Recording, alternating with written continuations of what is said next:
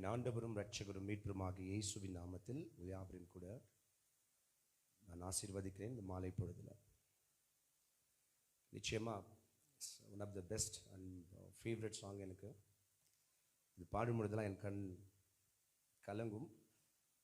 இன்னைக்கு கொஞ்சம் அதிகமாக கலங்கிடுச்சு. லைஃப்பை கொஞ்சம் நினச்சி யோசித்தேன். கண்ணை மூடலாமா எல்லாரும்? Just 1 minute. யாரும் அறியாத என்னை நன்றாய் அறிந்து தேடி வந்த நல்ல நேசரே, யாரும் அறியாத என்னை நன்றாய் அறிந்து தேடி வந்த நல்ல நேசரே, அழகான கண்கள் என்னை கண்டதாலே முடிந்ததென்று நினைத்த நான் உயிர் வாழ்கின்றேன். அழகான கண்கள் என்னை கண்டதாலே முடிந்ததென்று நினைத்த நான் உயிர் வாழ்கின்றேன்.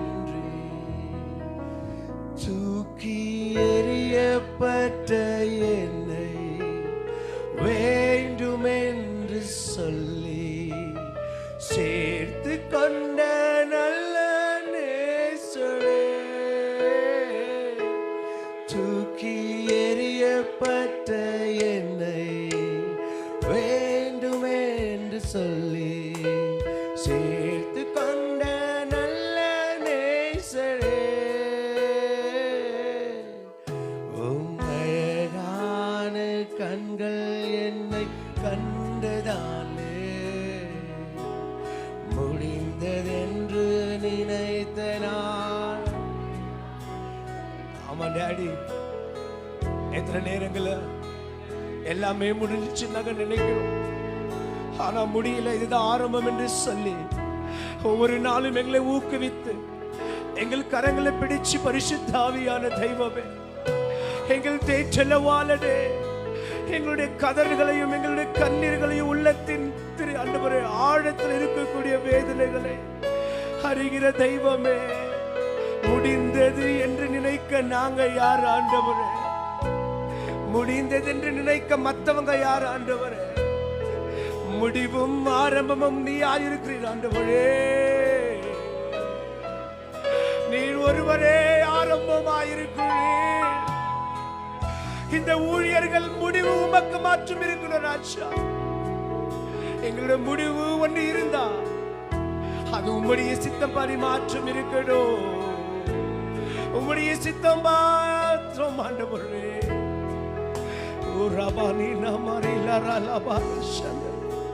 உம்மை வரவே இருக்கிறோம் ஆவியானவரே. கற்றுக் கொடுங்க எங்களுக்கு இன்னும் அதிகமாய். ஊழியத்தின் பாரத்தை அதிகமாய் கொடுங்க ஆண்டவரே. ஆத்ம பாரத்தை அதிகமாய் கொடுங்க ஆண்டவரே. உங்க நாமம் மகிமைப்படுவதாக. கொடுத்த அன்பின் ஸ்லாக்கியத்துக்கு கோடி ஸ்தோத்திரம். தேவ வார்த்தை எங்களோடு கூட நீர் பேசுவீராக. அடிமையாய் வந்திருக்கிற எனக்கும் நீர் கற்றுக் கொடுப்பீராக ஆண்டவரே. என்னை மறைச்சு நீங்க வெளிப்படுவீராக. உங்க நாமம் மகிமைப்படட்டும். இயேசுவின் மூலம் ஜெபிக்கிறோம் பிதாவே, ஆமென். ஆண்டவருடைய முழு பிரசன்னம் இங்க இருந்ததை நான் உணர்கிறேன். நிச்சயமா பாஸ்டர் நடத்தின இந்த ஆராதனையை பரலோகம் களி கூர்ந்ததை நான் விசுவாசிக்கிறேன். ஹல்லேலூயா. கரங்களை தட்டலாம் ஆண்டவர் கண்டு சொல்லி. இந்த நாளில் கூட அன்பின் ஊழியர் எனக்கு கொடுத்த இந்த அன்பின் ஸ்லாக்கியத்துக்கு கோடி ஸ்தோத்திரங்கள் ஆண்டவருக்கு. அதே போல் உங்களுக்கு மீண்டும் சந்திப்பது எனக்கு மிகவும் மகிழ்ச்சி, ரொம்ப ரொம்ப மகிழ்ச்சி. நான் ரொம்ப சீக்கிரமே வந்து காத்துட்டு இருந்தேன். கர்த்தர் உங்களை அளவில்லாமல் ஆசீர்வதிப்பாராக. இன்றைக்கு எனக்கு கொடுத்திருக்கிற தலைப்பு பரிசுத்த ஆவியானவர், ஹோலி ஸ்பிரிட். ஒரு பச்சை குழந்தை பிறக்கும் என்று சொன்னா, அந்த பச்சை குழந்தை பிறந்த உடனே தாயோட மார்பு அதுக்கு எவ்வளோ முக்கியமோ அதே மாதிரி கிறிஸ்துக்குள்ள இருக்கிற ஒவ்வொருவருடைய வாழ்க்கையிலும் ஆவியானவர் அவசியம். எத்தனை பேருக்கு புரிஞ்சுச்சுன்னு தெரியல. குழந்தை பிறந்த உடனே அதுக்கு பசி ஆற்ற அந்த மார்பை மாற்றமே தேடும், அந்த தாயோட மார்பை. அந்த மாதிரி கிறிஸ்துவுக்குள் இருக்கிற நாம நிச்சயமா ஆவியானவருடைய உறவு நமக்கு முக்கியமாக கூட இருக்கு. பரிசுத்த ஆவியானவருடைய உறவு என்பது கடைசி நித்திய ஜீவன் வரைக்கும் நம்மளை கொண்டு போகும். பரிசுத்த ஆவியாருடைய நடத்துதல் என்பது அநேக காரியங்களை நம்மளை ஊற்றுவிக்கும், அநேக காரியங்களை பாவத்தில் விழாதபடிக்கு நம்மளை பாதுகாத்து தேவனுடைய சித்தத்தை செய்ய பயங்கரமான ஒரு உதவி அது செய்யும். கொஞ்சம் டிஃப்ரெண்டாக உங்கள்கிட்ட இந்த ஆவியானவரை குறித்து பேசலாம் அப்படின்னு சொல்லி. பரிசுத்த ஆவியானவர் அவருக்கு கொஞ்சம் வலிக்கும். ஏன்னா அவர் ரொம்ப நேசம் நிறைந்தவர், ரொம்ப அன்பு நிறைந்தவர், எல்லாவற்றுக்கும் உகந்த காரியங்களை செய்யக்கூடிய ஒரு முக்கியமான பைபிளில் ஒரு கதாபாத்திரமாக அது இருக்குது. பிதா, குமாரன், பரிசுத்த ஆவி என்ற இந்த திரியோக தேவனுடைய நாமத்தில் ஸோ ஸ்பெஷல் ஹோலி ஸ்பிரிட். பரிசுத்த ஆவியானவர் ரொம்ப ரொம்ப ஸ்பெஷலாக இருக்காரு.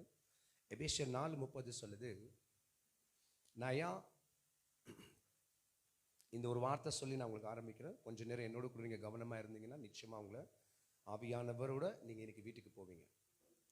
எத்தனை பேருக்கு புரியுது? ஆவியானவரோட நீங்கள் வீட்டுக்கு போவீங்க இன்னைக்கு. ஜீசஸ். எபேசியர் 4:30.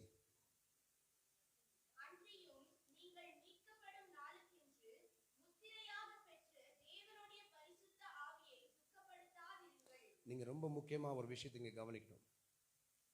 இன்னைக்கு அநேகர் ஆவியானவரை துக்கப்படுத்துகிற ஸ்தானத்தில் தான் இருக்கிறாங்க. ஆவியானவரை நம்ம துக்கப்படுத்தும் என்று சொன்னால் அவருக்கு வலிக்கும். எப்படி ஒரு மனிதனுக்கு சில மனிதர்கள் பேசும் பொழுது ஒரு கவலை எப்படி நெருக்கி அவங்களுக்கு வலி கொடுக்குதோ, அந்த மாதிரி தேவ ஆவியானவர் ஆகிய பரிசுத்த ஆவியானவரும் ரட்சிக்கப்பட்ட எல்லாரும் ஒரு சின்ன காரியம் செஞ்சா கூட அவர் துக்கம் அடைகிற ஒரு இடத்துல அவர் இருக்கிறவராக கூட இருக்கிறார். இது ஆரம்பிக்கும் பொழுது நான் முன்னாடி உங்களுக்கு சொல்லக்கூடிய ஒரு விஷயம், பரிசுத்த ஆவியானவருக்கு வலி கொடுக்காத அளவுக்கு நம்மளுடைய வாழ்க்கை நடத்த கற்றுக்கொள்ளணும். கர்த்தராக இயேசு கிறிஸ்துவின் இடத்துல சொல்றாரு, எல்லாத்துக்கும் மன்னிப்பு உண்டு, பரிசுத்த ஆவியானவருக்கு விரோதமாய் செய்கிறவனுக்கு மன்னிப்பு கிடையாதுன்னு சொல்லி. கர்த்தராக இயேசு கிறிஸ்து இந்த உலகத்தில் மனுஷகுமாரனாக வெளிப்படும் பொழுது அவர் வாயில வந்திருக்கிற வார்த்தை எல்லாத்துக்கும் மன்னிப்பு உண்டு. மன்னிப்பு இல்லைன்னு அவர் வாயில வந்த ஒரே ஒரு இடம் எதுன்னு சொன்னா, பரிசுத்த ஆவியானவருக்கு எதிராக யார் நிற்கிறாங்களோ அவங்களுக்கு மன்னிப்பு இல்லை. அப்போ இந்த ஆவியானவர், பரிசுத்த ஆவியானவர் எவ்வளவு ஒரு முக்கியமான ஒரு இடத்துல இங்க இருக்கிறார் என்பதை இன்னைக்கு நான் உங்களுக்கு உணர்த்த போறேன். சரிங்களா? என்னோட கூட இருங்க. எடுத்து வாசிங்க 2 சாமுவேல் 23 வசனம். 2 சாமுவேல் 23:2. ஆவியானவர் நம்மளோடு கூட இருந்தா என்ன நடக்கும்? அவர் யாரு? அவர் எப்பேற்பட்டவர்? கடைசியில் அவர் என்ன செய்ய போறாரு? எல்லா காரியத்தையும் உங்களுக்கு நான் கொஞ்சம் ஷார்ட் அண்ட் ஸ்வீட்டாக உங்களுக்கு நான் சொல்லித்தரேன். இது ரொம்ப பெரிய சப்ஜெக்ட். இந்த பரிசுத்த ஆவியானவரை குறித்து பேசுறது என்பது ரொம்ப ரொம்ப பெரிய சப்ஜெக்ட். இந்த குறுகிய நேரத்தில் என்னால் எவ்வளோ முடியுமோ நான் உங்களுக்கு பேசுகிறேன். வாசிங்க.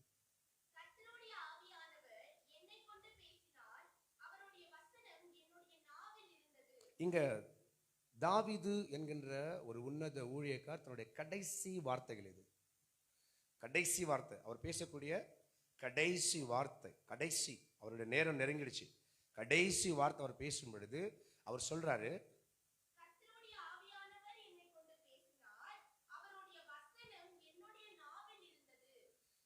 சில நேரங்கள்ல நம்ம பேசக்கூடிய காரியங்கள் ஊழியத்துல,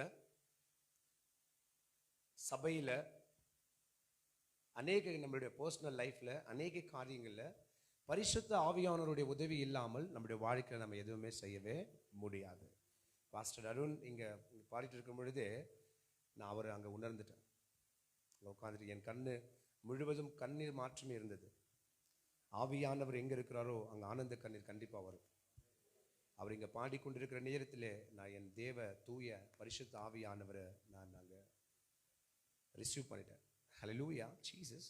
அப்போ முதலாவது பரிசுத்த ஆவியானவர் நம்மளோட கூட. நீங்க 2 பேதுரு 1:21 வசனம் சொல்லுது, வாசிமா. 2 Peter 1:21. தீர்க்க தரிசனமானது ஒரு காலத்திலும் மனுஷனுடைய சித்தத்தினால தீர்க்க தரிசனங்கள் உண்டாகவில்லை, தேவனுடைய பரிசுத்த மனுஷர்கள் பரிசுத்த ஆவியினாலே ஏவப்பட்டு பேசுகிறார்கள். இந்த தீர்க்க தரிசனம் எங்க பேசுறார்களோ உண்மை உள்ளவர்களாக, அந்த இடத்துல பரிசுத்த ஆவியானவருடைய உதவி இல்லாம ஒரு இடத்திலையும் தீர்க்க தரிசனங்கள் பேச முடியாது. இதான் ஃபர்ஸ்ட் அவர் நமக்கு கொடுக்கக்கூடிய மிகப்பெரிய கிஃப்ட். பரிசுத்த ஆவியானவர் நம்ம ரிசீவ் பண்ணிட்டோன்னு சொன்னா காணாததை அவர் பேச வைப்பார், நடக்காததை சொல்ல வைப்பார், வரப்போகிற விபத்துகள் ஆபத்துகள் வரப்போகிற காரியங்களை குறித்து அவரு மண்ணுக்கு ஒப்பாய் இருக்கிற மனுஷனை மறைத்து பரிசுத்த ஆவியானவர் பேசுகிறவராக கூட இருக்கிறார். அப்போ பரிசுத்த ஆவியானவருடைய முக்கிய ஸ்தானம் என்னன்னு சொன்னா, மனிதனுக்குள்ள இருந்து மனிதனுக்கு எட்டாத புத்திய எட்டாத காரியங்களை அவன் நினைச்சு பார்க்க முடியாத ஒரு காரியத்தை அவனை வச்சு பேச வைக்கிறவராக கூட அவரு இருக்கிறாரு. ஹல்லேலூயா. எத்தனை பேருக்கு புரியுது? ஜீசஸ். பரிசுத்த ஆவியானவருடைய துணை இல்லாமல் ஒருத்தவன் தீர்க்க தரிசனம் சொல்ல முடியாது. இன்னைக்கு உலகம் முழுவதும் தீர்க்க தரிசனங்கள் சொல்லக்கூடியவர்கள் எல்லாருமே பரிசுத்த ஆவியானவரை பெற்றுதான் பேசுறாங்கன்னா நிச்சயமா அது கொஞ்சம் யோசிக்கூட ஒரு விஷயம். பரிசுத்த ஆவியானவரை நினைச்சு பரிசுத்த ஆவியானவருக்குள்ள இருக்கக்கூடிய அவன் வாயிலிருந்து வரக்கூடிய தீர்க்க தரிசனங்கள் 1000% நடக்கும். 1000% நடக்கும். எத்தனை பேருக்கு புரியுது? அப்ப முதலாவது சபை மக்கள் ஆவி ஆனவரை நீங்க ரிசீவ் பண்ண கத்துக்கணும். அப்ப ரிசீவ் பண்ண எப்படி நீங்க கத்துக்கணும் அப்படின்னு சொன்னா, பரிசுத்த ஆவியானவர் உங்களிடத்துல வர்றதுக்கு ஜஸ்ட் ஒரே ஒரு கண்டிஷன் தான். Just one condition. பைபிள் சொல்லுது, இப்ப நம்ம அந்த சிஸ்டர் அவங்க படிச்ச வார்த்தையில பரிசுத்த மனுஷர்கள் பேசுவார்கள். யார் பேசுவார்கள்? யார் பேசுவார்கள்? யார் பேசுவார்கள்? எவன் ஒருவன் பரிசுத்தமாய் இருக்கிறானோ அவன் அவரை அழைக்க தேவையில்லை, அவரே வந்துடுவார். ஹல்லேலூயா. அநேக காரியங்களை கொண்டு அவரை வற்புறுத்தி ஃபோர்ஸ் பண்ணி வர வைக்கின்ற அவசியம் கிடையாது. எவன் ஒருவன் பாவத்தை விட்டு பரிசுத்தமாக மாறுகிறானோ, பரலோகத்தில் இருக்கிற ஆவியானவர் அங்க இருக்க அவரால் முடியவே முடியாது. பாவத்தை விட்டு பரிசுத்தமா மாறுகிற இடத்துல அவர் வந்து வாசம் பண்ணுவார். எத்தனை பேருக்கு புரியுது? ஹல்லேலூயா. அப்போ ஒரு சபையோடைய மக்களுடைய வாழ்க்கையில முக்கியம் முக்கியம் முக்கியம் கர்த்தராக இயேசு கிறிஸ்துவினால ரட்சிக்கப்பட்ட அவரை சொந்த ரட்சகராக ஏற்றுக்கொண்ட எல்லா ஜனங்களுக்கும் ஆவியானவருடைய வரங்கள் ரொம்ப அவசியமாக கூட இருக்குது. எத்தனை பேருக்கு புரியுது? இப்ப நீங்க சொல்லுங்க, பரிசுத்த ஆவியானவர் நம்ம ஃபோர்ஸ் பண்ணி வர வைக்க வேண்டிய அவசியமே இல்லை. எப்படி வருவார் அவரு? ஒரு மனிதன் பரிசுத்தமாய் எப்போ மாறுகிறானோ அவர் பரிசுத்தமாய் அவனுக்குள் வாசம் பண்ணுவார். எத்தனை பேருக்கு புரியுது? ஹல்லேலூயா. அநேகர் அப்படிதான் அவர் பேசியிருக்கிறார். தாவீத அப்படிதான் பேச வச்சிருக்கிறார். தாவீது தீர்க்க தரிசனம் சொல்றது சோ ஸ்பெஷல், ரொம்ப ஸ்பெஷல். அவரு நீங்க வேதாகமத்தில் எடுத்து நீங்க படிக்கும் பொழுது ரொம்ப ஸ்பெஷல். அவரு ஆவியானுடைய துணை இருக்கிறதுனால தான் எத்தனையோ சங்கீதங்கள் அவர் பாடினார். பைபிள்ல அநேக சங்கீதங்களை பாடினார். எத்தனை பேருக்கு புரிஞ்சிச்சு? அநேக சங்கீதங்களை அவர் பாடினார். ஆவியானுடைய துணை இல்லாம அவரால் அது என்ன பண்ண முடியாது, பாட முடியாது. இப்ப இங்க கூட அருண் பாடினாருங்க. அருண் பாட முடியாது கூட அவரால் முடியாது. ஆவியானுடைய துணை இருந்தால் மாற்றுமே பிரசன்னத்தை உணர முடியும். ஹல்லேலூயா. அப்ப முதலாவது ஆவியானவருக்கு வலிக்கும். அப்ப எப்போ வலிக்கும் அவருக்குன்னா, எவன் ஒருவன் தன் தவறை உணராமல் தன் பாவத்தை உணராமல் தன் வாழ்க்கை போன போக்குல போயிட்டு இருக்கிறானோ அவனை குறித்து அவர் துக்கப்படுகிறவராக கூட இருக்கிறாரு. ஆவியானவர் இவனுக்கிட்ட தான் போகணும், அவங்கள்ட்ட தான் போகணும், அங்கதான் இருக்கணும்லாம் நினைக்கிறவர் அல்ல. அவர் எல்லாரிடத்திலும் இருக்க விரும்புகிற ஒரே ஒரு தெய்வம் அவர். எத்தனை பேருக்கு புரியுது? ஹல்லேலூயா. அப்போ பாவம் இல்லாத இடத்துல நீங்க பரிசுத்தரை தரிசிக்கலாம். ஆமென்.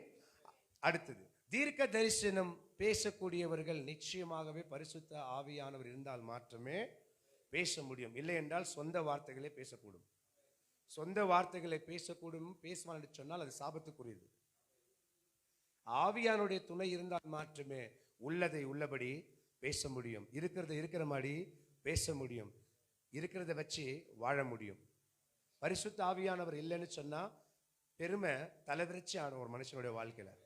பரிசுத்த ஆவியானவர் ஒருத்தனுக்குள்ள இருப்பார் என்று சொன்னா அவனுக்கு தாழ்மையை தவிர வேற எதுவுமே தெரியாது, ஊழியத்தை தவிர வேற எதுவுமே தெரியாது, ஆத்ம பாரத்தை தவிர வேற எதுவுமே அவனுக்கு தெரியாது. எத்தனை பேருக்கு புரிஞ்சுங்க? ஹல்லேலூயா. அடுத்தது வாசிங்க. இப்போ மேல நம்ம பார்த்தோம், அவருடைய துணை இல்லாம ஒருத்தர் என்ன பண்ண முடியாது, பேச முடியாது. இப்போ நான் கீழே, ஆவியானவர் கர்த்தர், ஆவியானவர் தேவன். எத்தனை பேருக்கு புரியுது? ஆவியானவர் கர்த்தர், ஆவியானவர் தேவன். இப்போ இதுதான் உங்களுக்கு நான் சொல்லிக் கொடுக்க போறேன். நீங்க முக்கியமா புரிஞ்சுக்கூடிய ஒரு விஷயம், ஏதோ ஒரு ஹோலி ஸ்பிரிட்னு சொன்னா ஏதோ ஒரு ஜஸ்ட் ஒரு கேரக்டர் அப்படி கிடையாது. அவர் கர்த்தர், அவர் தேவன், அவர் மூன்றில் ஒன்றாய் இருப்பவர், அவர் திரியோக தேவன், பிதா, குமாரன், பரிசுத்த ஆவி. இவர்கள் மூவரும் ஒரே அக்கினி ஜுவாலையாக பிரவேசிக்கிறார்கள். ஹல்லேலூயா, ஆமென். இவர்கள் மூன்று பேரும் ஒரே தன்மை உடையவர்கள். சரிங்களா? புரிஞ்சுச்சிங்களா? எடுத்து வாசிங்க கூட. அப்போஸ்தலர் எழுதின நடபடிகள் 5:3-4 வசனம் வாசிக்கலாம். பேதுரு அவனை நோக்கி, அனனியாவே,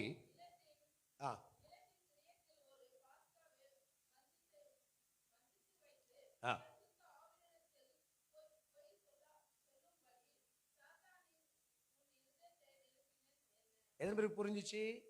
அந்த காலகட்டத்தில் எல்லாரும் சபையில் இருக்கக்கூடிய எல்லாம், ஆதி திருச்சபையில் இருக்கக்கூடிய எல்லாம் உறுப்பினர்கள் தங்களுடைய சொத்துக்களை, தங்களுடைய எல்லா காரியங்களை விற்று அப்போஸ்தலராகிய பேதுருடைய பாதத்தில் வைக்கும்படிக்கான ஒரு நிபந்தனை.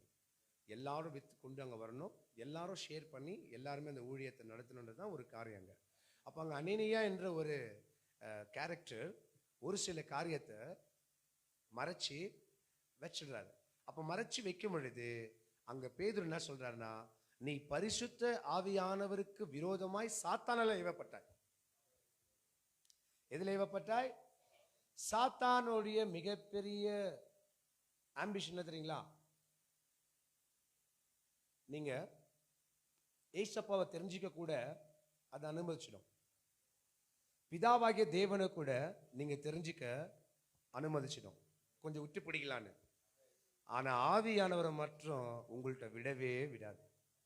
ஏன்னு கேளுங்க, நீங்களே அதுக்கு விரோதமாய் மாற வைக்கும். அது நீங்க விரோதமா மாறினீங்கன்னா ஆவியானவர் உங்களிடத்துல வர முடியாது.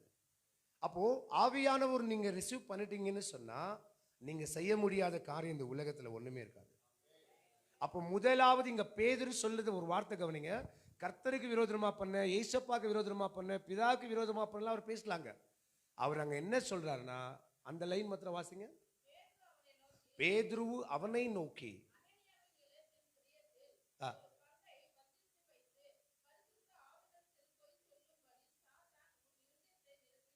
எத்தனை பேருக்கு புரிஞ்சிச்சு? ஆவியானவரிடத்துல நீங்க உறவு கொள்ளக்கூடாது, நீங்க ஆவியானவரிடத்துல சேரக்கூடாது, நீங்க ஆவியானவரிடத்துல நடத்துதல நீங்க நடக்கக்கூடாது, ஆவியானுடைய ஆலோசனை நீங்க கேட்க கூடாது. அப்ப அவர் என்ன சொல்றாரு? யாருக்கு விரோதமா நீ பண்ணிருக்கிற இந்த காரியத்தைனா பரிசுத்த ஆவியானவருக்கு விரோதமா நீ என்ன பண்ணிருக்கிற இந்த காரியத்தை பண்ணிருக்கிறன்னு சொல்றாரு. அடுத்த வசனம் சொல்லுது,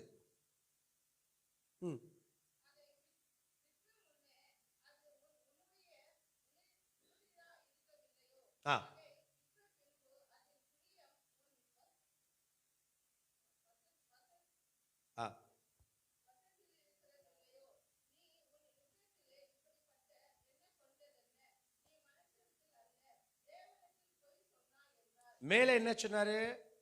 பரிசுத்த ஆவியானவருக்கு விரோதமா பேசினாரு. கீழே என்ன சொல்றாரு? தேவனுக்கு விரோதமா நீ பொய் சொல்லன்னு சொல்றாரு. அப்ப பரிசுத்த ஆவியானவர் யாருங்க? யாரு? தேவன் ஆகிய கூடிய அவர் என்ன பண்றாரு? இருக்கிறாரு. பரிசுத்த ஆவியானவர் மேல அவருக்கு விரோதமா நீ மறைச்சது என்ன? கீழே பொய் பொய் பேசணும்னு சொல்றாரு மேல. அப்படி திரும்பி கீழே சொல்றாரு தேவனுக்கு நீ என்ன பண்ண? நீ பொய் பேசணும்னு சொல்லி. அப்ப பரிசுத்த ஆவியானவர் தேவனாயிருக்கிறார், கர்த்தராயிருக்கிறார், பிதாவாயிருக்கிறார், மூன்றில் ஒன்றாயிருக்கிறார். சகலமும் அவராய், எல்லாமே அவரால மட்டுமே எல்லாமே நடந்தது என்று சொல்லி எத்தனை பேருக்கு புரிஞ்சிச்சு? ஹல்லேலூயா. அனேனியா மரணத்தை தவழ்கிறான். அடுத்த வசனம் இல்ல இருக்கட்டும். அடுத்த நீங்க பாத்தீங்கன்னா காலி என்ன ஆகுறாரு? காலி. பொண்டாட்டி திரும்பி அதுவே சொல்லுது.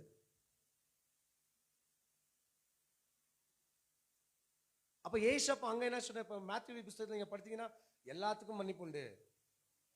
பரிசுத்த ஆவியானவருக்கு விரோதமாய் பேசுகிறவர்களுக்கு மன்னிப்பே இல்லை. கிடைச்சிச்சா மன்னிப்புங்க? அவங்களுக்கு கிடைச்சிச்சா? அப்ப பரிசுத்த ஆவியானவருக்கு விரோதமாக எப்படி மாறுறாங்கன்னா, அனனியா அப்படின்ற அந்த குடும்பம் பரிசுத்த ஆவியானவர்களாம் பேதுரு நிரம்பி எல்லாரும் வித்து எல்லாரும் ஒரு மனமா இருந்து எல்லாரும் பங்கு கொள்ளணுன்றது தான் ஆவியானவருடைய மிகப்பெரிய சித்தமா இருந்துச்சு. அதுல அந்த சித்தத்தை உடைக்கும்படிக்காக அனனியாவுடைய இருதயத்துல பிசாசு ஒரு பெரிய பொருளாசையும் பண ஆசையும் என்ன பண்ணுச்சு? கொண்டு விட்டுடுச்சு. எத்தனை பேருக்கு புரிஞ்சிச்சு? ஹல்லேலூயா. அப்போ ஆவியானவர் தேவனாய் இருக்கிறாரு. ஆவியானவர் என்னவா இருக்கிறாரு? தேவனாக கூட இருக்கிறாரு. 2 கொரிந்தியர் 3:17 வசனம் சொல்லுது. 2 கொரிந்தியன் 3:17-18. யாரு? யாரு? சபையை விழித்து பாருங்க. கர்த்தரே, கர்த்தரே. இப்ப ஆவியானவரே கர்த்தர்னு கூட சொல்லணும். கர்த்தரே, கர்த்தரே ஆவியானவர். கர்த்தருடைய ஆவி எங்கேயும் என்ன உண்டு? என்ன உண்டு? இப்ப அநேக கிறிஸ்தவர்களாக கிறிஸ்துவர் ஏற்றுக்கொண்ட ஜனங்களுடைய வாழ்க்கையில விடுதலையை பார்க்கிறது ரொம்ப கஷ்டமா இருக்கு. அப்ப ஏன் அப்படி இருக்குன்னா, ஒரு ஃபார்மாலிட்டிஸுக்காக சபைக்கு வருகிறவர்களாக இயேசுவை நோக்கி பார்க்கிறவர்களாக இருக்கிறாங்க. அவங்களுக்குள்ள ஆவியானவர் இருப்பார் என்று சொன்னா மலை மேல இருந்து அவங்களை கீழே தூக்கி போட்டாலும் ஒரே ஒரு கல்லு கூட அவங்களை சேதாரப்படுத்தாது. எத்தனை பேருக்கு புரியுது? ஆவியானவர் எங்கே உண்டோ அங்க விடுதலை. ஆவியானவர் எங்க உண்டோ விடுதலை. நீங்க கேட்க தேவையில்லை. விடுதலை விடுதலை தானா கிடைக்கும். எப்படி கிடைக்கும்? மேல அப்போஸ்தலர் நடவடிக்கைகள்ல தேவன் ஆவியானவர், கீழே கர்த்தரே ஆவியானவர். எத்தனை பேருக்கு புரியுது? மேல தேவன் ஆவியானவர், இப்ப இங்க கர்த்தரே ஆவி ஆனவர். வாசிங்க 18வது வசனம் வாசிங்க. எல்லாரும் திறந்த முகமா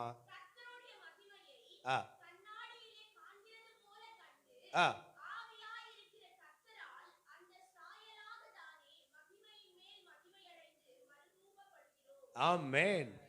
ஆண்டவருடைய ரூபத்தை நீங்க காணணும், அவருடைய சாயலை நீங்க பார்க்கணும்னா தேவனா இருக்கக்கூடிய ஆவியானவர், கர்த்தரா இருக்கக்கூடிய ஆவியானவருடைய உதவி உங்களுக்கு ரொம்ப அவசியமாக கூட இருக்குது. எத்தனை பேருக்கு புரிஞ்சிச்சுங்க?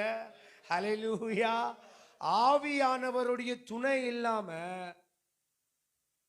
அவரை பார்க்க, அவருடைய சாயலை கண்ணாடி மாதிரி பார்க்கலாம். நம்ம அவரை எப்படி பார்க்கலாம்? ஆவியானவருடைய அந்த உறவை நீங்க எடுத்துக்கிட்டீங்கன்னா, அவர் வந்துட்டாருன்னு சொன்னா காணாத இருக்கிறார் பாரு கடவுள், காணாத தெய்வம். அந்த பரிசுத்தத்தை யாராலையும் பார்க்க முடியாது. உலகத்துல ஒருத்தவங்க கூட இன்ன வரைக்கும் பார்க்க முடியாத ஒரு ரூபம், அது சாயல், அது அவ்வளோ ஹோலி, அது அவ்வளோ பரிசுத்தம். அதை நீ ருசி பார்க்கணும்னு சொன்னா ஆவியானவருடைய துணை உனக்கு அவசியமாக கூட இருக்குது. அப்ப முழுமையான தேவனை நீங்க பார்க்க வேண்டும் என்றால் தேவனாய் இருக்கக்கூடிய ஆவியானுடைய துணை உங்களுக்கு ரொம்ப அவசியமாக கூட இருக்குது. எத்தனை பேருக்கு இங்க புரிஞ்சிச்சு? ஹல்லேலூயா. ஆவியானவர் உங்களோட கூட இருந்தா எந்த செத்து போன ஆவி உங்க பக்கத்துல வராது. எத்தனை பேருக்கு புரியுது? எந்த செத்து போன ஆவியோ நம்ம இடத்துல வராது. நம்மள சாகடிக்கிற மனுஷன் கூட நம்ம கிட்ட இருக்க மாட்டாங்க, தூரம் போயிடுவார் அவர். ஏன்னா ஆவியானவருடைய அந்த பிரச்சனை யார்கிட்ட இருக்குதோ தவறானவர்கள் அவர்களோட கூட சேரவே முடியாது, வந்து வரவே முடியாது. கை கல்லாம் நடுங்க எடுத்துட்டு ஓடி போயிடுவாங்க அவங்க. ஐயோ இவங்க கூட இருந்தா ஏதோ ஒரு மாதிரி ஆகுது எனக்கு, ஐயோ இவங்க கூட இருந்தா ஏதோ ஒரு பிரச்சனை ஆகுது எனக்குன்னு சொல்லிட்டு அவங்க என்ன பண்ணுவாங்க? போயிடுவாங்க. அப்போ ஆவியானவர் என்பவர் தேவன், ஆவியானவர் என்பவர் கர்த்தர். எத்தனை பேருக்கு புரிஞ்சிச்சு? அப்போ இவர் எங்க ஆரம்பிக்கிறாரு? இவர் எங்க இருந்தாரு? முதல்ல ஆவியானவர் எங்க தொடங்குது? ஃபர்ஸ்ட் எங்க? ஆதியாகமம் 1 and 2, ஜெனசிஸ் 1 and 2. பூமி ஆனது பாருங்க, ஒரு ஒழுக்கம் இல்லாம பூமி இருந்துச்சு, ஒரு மிகப்பெரிய வெறுமையாக பூமி இருந்துச்சு. அது மேல் என்ன இருந்தது? இருள் இருந்தது. யாரோட ஆவியானவர்? யாரோட ஆவியானவர்? நம்ம நம்மளோட மனுஷன் இருக்கிறாங்க இல்லையா, நம்மளுக்குள்ள ஒரு ஆவி இருக்குல்ல, உயிர். அது இல்லைன்னா நம்மளால என்ன பண்ண முடியும்? எதனா பண்ண முடியுமா? முடியாது. தேவ ஆவியானவர், தேவ ஆவியானவர். தேவனுக்கு அவர் ஆவியா இருக்கிறாரு. எத்தனை பேருக்கு புரியுது? ஆவியே தேவனா இருக்குது. எத்தனை பேருக்கு புரியுது? ஹல்லேலூயா.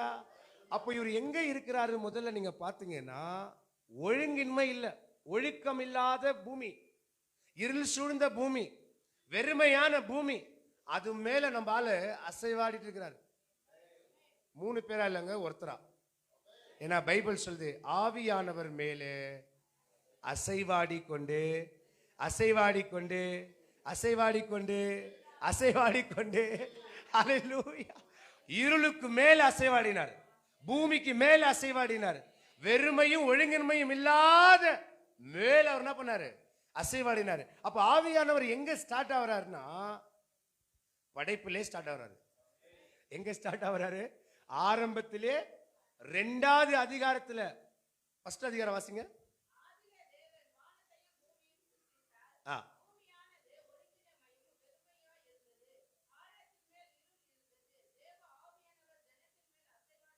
ஸ்டாப். ஆரம்பத்தில் என்ன சொல்றாங்க? வானமும் பூமியும் யாரால? தேவனால உண்டாக்குன்னு பைபிள் சொல்லுது. இப்ப இவர் எங்க இருக்கிறார்? 2வது அதிகாரத்துல தேவ ஆவியானவர் மேல அசைவாடி கொண்டு அசைவாடி கொண்டு. அப்ப அவருக்கு முக்கியமான பங்கு அங்க இருக்கு. படைப்புல முக்கியமான பங்கு, படைப்புல முதல் ஆளா, படைப்புல ரொம்ப இம்பார்ட்டன்டான ஒரு ஆளா என்ன பண்றாரு? அவர் அங்க இருக்கிறாரு. மேல தேவ ஆவி, தேவன் பூமியும் வானத்தையும் படைச்சாரு. கீழே கீழே தேவ ஆவியானவர் இருள் மேலையும் பூமி மேலையும் வெறுமை மேலையும் அசைவாடி கொண்டே இருந்தாரு. அசைவாடினே எல்லாத்தையும் படைச்சிட்டாரு. அப்படியே பிரசன்னமாவே இருந்துகிட்டு எல்லாத்தையும் என்ன பண்ணிட்டாரு? அவரு படைச்சிட்டாரு. ஹல்லேலூயா, ஹல்லேலூயா. அடுத்த வசனம் வாசிங்க என்னோட கூட. உலகத்தை உருவாக்குவதில் முக்கிய பங்காக கூட ஆவியானவர் இருந்தாரு. என்ன பங்கா இருந்தாரு? முக்கிய பங்காக கூட இருந்தார். இன்னைக்கு நான் ஒன்னு சொல்லிட்டான், உங்க குடும்பத்தை கட்டுதலையும் அவர் முக்கியமான ஆளாக இருக்க நீங்க உங்க வாழ்க்கையை மாற்றி கொள்ளணும். உங்க தனிப்பட்ட ஜீவியம் பெர்ஃபெக்டா இருக்க கற்ற ஆவியானோட துணை உங்களுக்கு ரொம்ப அவசியமாக கூட இருக்கு. ஆவியானவர் இல்லாத இயேசுவை ஏற்றுக்கொள்ளுகிறவன் நிச்சயமாகவே நடப்பினமாகத்தான் இருக்கும். ஆவியானுடைய தயவு நமக்கு ரொம்ப அவசியமாக கூட இருக்குது. எத்தனை பேருக்கு புரிஞ்சிச்சு? யோபு 26:13 வசனம் சொல்லுது. வாசிமா ஜல்தி ஃபாஸ்டா.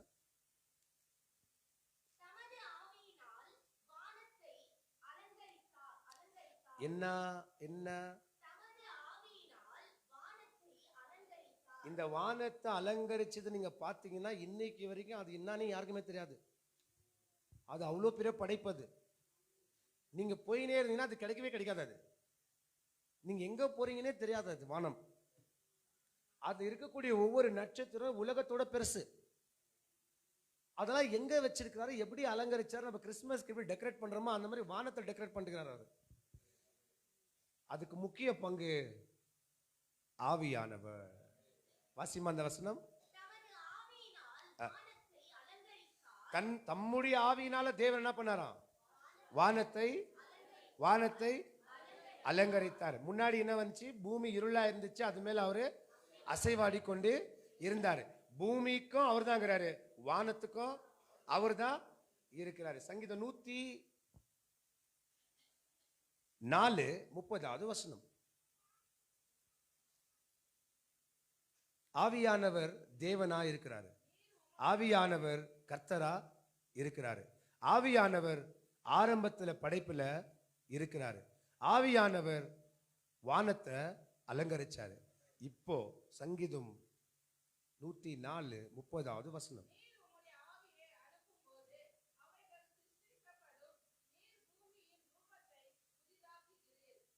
ஆவியானவர் பூமியோட ரூபத்தை புதிதாக மாற்றக்கூடிய வல்லமை அவரிடத்துல உண்டே. அப்ப நீங்க பாருங்க, உலகம் உண்டான முதல் உலகம் இப்ப இருக்கிற வரைக்கும் எல்லாத்துலயும் எல்லா படைப்புகளிலும் ஆவியானுடைய பங்கு ரொம்ப ரொம்ப ரொம்ப பெருசா இருக்கு.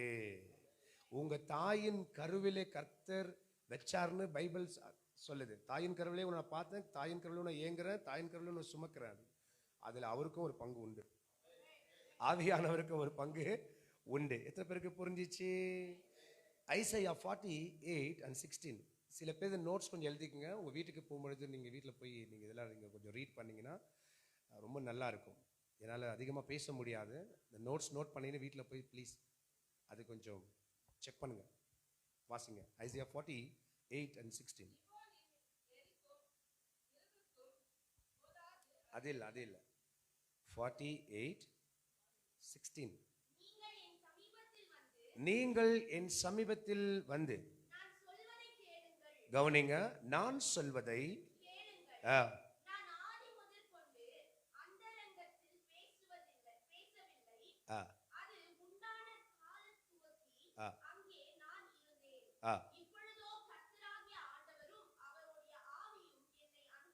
யார் தம்மா சொல்றது? ஆண்டவராக இயேசு கிறிஸ்து சொல்றாரு.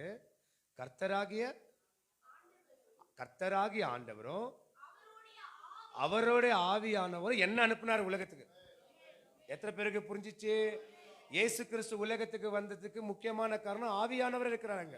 பிதாவோட சேர்ந்து, பிதாவோட இருந்து, பிதாவோட குமாரனை கீழே என்ன பண்றாரு? அவரு அனுப்புறாரு. அது அவரே பேசுறாரு. ஆண்டவராக இயேசு கிறிஸ்துவ ஐசையா புஸ்தகத்துல தீர்க்க தரிசனமாக கூட என்ன பண்றாரு? பேசுறாரு. அப்ப பாருங்க எவ்வளவு பெரிய பங்கு இருக்கு. கீழே வந்த மனுஷகுமாரனை அனுப்பினதுல முக்கிய பங்கு ஆவியானவருக்கும் இருக்கு. பரிசுத்த ஆவியானவருடைய துணை இல்லாம கீழே கிறிஸ்து என்ற மேசியாவே வரல. எத்தனை பேருக்கு புரியுது? ஹல்லேலூயா. கிறிஸ்து என்கின்ற மேசியா. கவனிங்க, இந்த பைபிள்ல first word and last word எல்லாமே ஏசப்பாவை மட்டுமே குறிக்குது. யாரை குறிக்குது? கர்த்தராகி இயேசுவை மாற்றமே இந்த வேதாகம் என்ன பண்ணுது? குறிக்குது. First word and last word. ஆதியில அப்படின்றதுல, லாஸ்ட்ல ஆமென் ரெவலேஷன்ல. இது எல்லாமே நீங்களும் நானும் ஏற்றுக்கொண்டு ஆராதிக்கிற ஆண்டவராக இயேசு கிறிஸ்துவ மட்டுமே பிரதிபலிக்குது. ஆனா அவரே பூமியில வந்ததுக்கு பாதி பங்கு ஆவியானுடைய பங்காக கூட இருக்குது. ஹல்லேலூயா. எத்தனை பேருக்கு புரிஞ்சிச்சு? ஹல்லேலூயா. God bless you. அப்ப பாருங்க, இதுக்கு ஒரு உதாரணம் சொல்றேன்.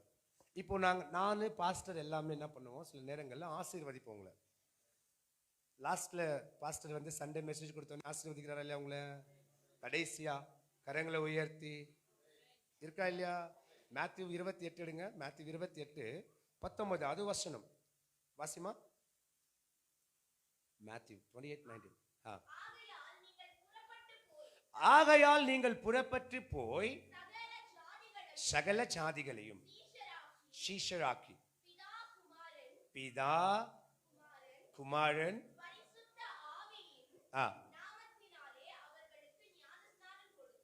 எத்தனை பேருக்கு புரிஞ்சிச்சு? எதுல ஞானஸ்தானம் கொடுக்கணும்? பிதா குமாரன். இவங்க 3 பேரை யாராலையும் பிரிக்கவே முடியாது. ஏன்னா 3 பேரை ஒருத்தராகிறாங்க. எத்தனை பேருக்கு புரிஞ்சிச்சு? 3 பேரும் ஒருத்தர் தான். 3 பேர். எத்தனை பேருக்கு புரியுது? இதுல பெரியவங்க சின்னவங்க அப்படிலாம் கிடையாது. எத்தனை பேருக்கு புரியுது? ஆத்மா, ஆவி, சரீரம். ஆவி, ஆத்மா, சரீரம். ஆவி, ஆத்மா, ஆத்மா பிதா, ஆவி பரிசுத்த ஆவியானவர், சரீரம் கர்த்தராக இயேசு கிறிஸ்து. இவங்க 3 பேரை யாராலுமே பிரிக்க முடியாது. இன்னைக்கு சாத்தான் பல கிறிஸ்துவர்களை வேற மாதிரி மாற்றி இவங்க 3 பேரை பிரிச்சு 3 பேருக்கும் ஒரு இது, ஒரு கூட்டம். பிதா மற்றந்தான் இருக்கிறாருன்னு ஒரு கூட்டம், கிறிஸ்து மற்றந்தான் இருக்கிறாருன்னு ஒரு கூட்டம், கிறிஸ்து இல்லவே இல்லைன்ற ஒரு கூட்டம், கிறிஸ்துவை இல்லைன்றவங்க பிதாவும் இல்லை, கிறிஸ்துவை இல்லைன்னு சொல்றவங்க ஆவியானவரும் இல்லை. கிறிஸ்து, ஆவியானவர், பிதா, இவங்க 3ம் ஒருவராக கூட இருக்கிறாங்க. அவங்க 3 பேரும் திரியோக தேவனாக ஒரு பங்காக என்ன பண்றாங்க? இருக்கிறாங்க. ஒரு மனுஷனுக்கு எப்படி ஒரு சரீரம், ஒரு உயிர், ஒரு ஆத்மா தேவைப்படுதோ, இப்ப என்ன பிரிச்சிட முடியுமா? இப்ப ஆவியானவர் என்ன எத்தனை செத்து போயிடுவேன் இல்ல? எனக்குள்ள இருக்கிற காத்து வெளியே போச்சுன்னா நான் உயிரோட இருப்பேனா? யார் வந்தாலும் காப்பாற்ற முடியாது. யார் வந்தாலும் காப்பாற்ற முடியாது. அந்த மாதிரி தான் அவங்க. அவங்க மூன்றும் அவங்க மட்டும் தான் எல்லாமே. எத்தனை பேருக்கு புரியுது? Jesus, God bless you. அடுத்தது 2 கொரிந்தியர் 13:14. ஒரு மனுஷன் ஞானஸ்தானம் எடுக்கும் பொழுது ஆவியானுடைய பங்கு கண்டிப்பா தேவைப்படுது. கவனிங்க, இங்க பால் ஆசீர்வதிக்கிறாரு. நம்ம பாஸ்டர் இருக்கிறாரு, அவர் லாஸ்ட்ல உங்களுக்கு ஆசீர்வதிப்பார்ல, அவர் ஆசீர்வாதம் பார்த்துக்கிறீங்க இல்லையா? அது ஆசீர்வச்சா தான் ஃபுல்ஃபில். அந்த ஆசீர்வாதம் பாஸ்டர் வாயில வரலன்னு வச்சுங்க, டம்மி நீங்க. அவர் சொல்லியே சொன்னார் வாயில. வாசிங்க, அது கிருபையும் தேவனுடைய அன்பும் ஐக்கியம். என்ன ஐக்கியம் என்று சொன்னா? ஒரு உறவு, ஒரு ஒற்றுமை, ஒரு குடும்பம் ரொம்ப அவசியம். ஆசீர்வாதத்துல கூட ஆவியானவர் ஈக்குவலா அங்க வெளிப்படுறாரு. ஞானஸ்தானம் கொடுக்கும் பொழுது கூட பரிசுத்த ஆவியானவரால் நான் கொடுக்குறேன். ஆசீர்வதிக்கும் பொழுது கூட ஆவியானுடைய அன்னியமும் ஐக்கியம் உங்களுக்கு இருக்கணும். பாஸ்டரோட வாயில வெளியே வரணும். இப்போ இன்னொரு விஷயம் உங்களுக்கு ரொம்ப சர்ப்ரைஸா இப்போ நான் ஒரு விஷயம் சொல்றேன். மேத்யூ 1:18. ப்ளீஸ் நோட்ஸ் எடுத்துக்கங்க, கொஞ்சம் இம்பார்ட்டன்டாக. நான் பேச முடியல ரொம்ப அதிகமா. இயேசு கிறிஸ்துவோட பிறப்பின் விவரம். யாருடைய தாய்? அவங்க ஏசப்பாவுடைய தாய். அவங்க யோசேப்புக்கு என்கேஜ்மெண்ட் ஆயிருக்கிறாங்க. அவங்க 2 பேரும் ஒன்னாவே சேரல. யாரால?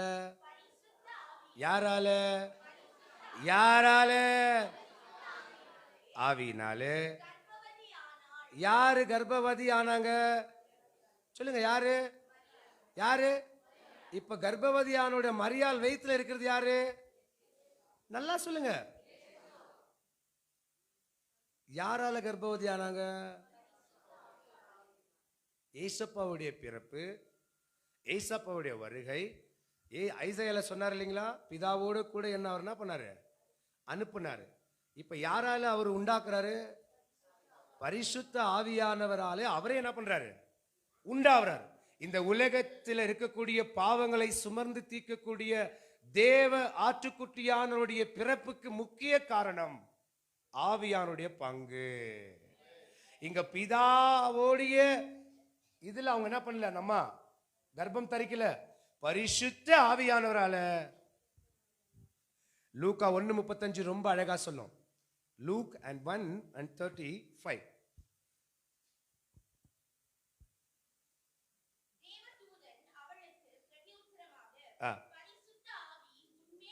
யாரு வரும்? யார் மேல? மரியாள் மேல பரிசுத்த ஆவி வரும். உன்னதமானுடைய பலன் நிழலிடம்.